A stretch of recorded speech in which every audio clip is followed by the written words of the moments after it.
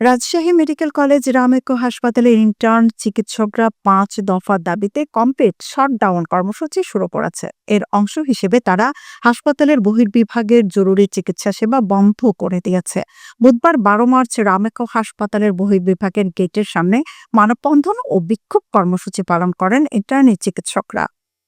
তাদের দাবির মধ্যে রয়েছে হাসপাতালের চিকিৎসা ব্যবস্থার মান উন্নয়ন, নিরাপত্তা ব্যবস্থা শক্তিশালীকরণ, ইন্টার্নদের নিরাপত্তা এবং অন্যান্য বৈধ সুবিধা নিশ্চিত করার বিষয়।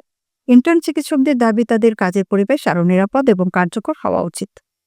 এদিকে ইন্টার্ন চিকিৎসকদের আন্দোলনের সাথে একাত্মতা প্রকাশ করেছে রাজশাহী মেডিকেল কলেজের শিক্ষার্থীরা। তারা ক্লাস ও পরীক্ষা বর্জনের ঘোষণা দিয়েছেন এবং আন্দোলনকারীদের প্রতি তাদের পূর্ণ সমর্থন প্রকাশ করেছেন। পাশাপাশি সিনিয়র চিকিৎসকরা এবং হাসপাতালের অন্যান্য কর্মীরা প্রতিবাদে যোগ দিয়েছেন। আন্দোলনরত শিক্ষার্থীরা জানিয়েছেন, যতক্ষণ না তাদের দাবি পূর্ণাঙ্গভাবে মেনে নেওয়া হবে ততক্ষণ পর্যন্ত এই শাটডাউন চলবে। তারা বলেন, আমরা আমাদের কাজের পরিবেশের উন্নতি এবং চিকিৎসকদের ন্যায্য অধিকার নিশ্চিত করার জন্য আন্দোলন করছি।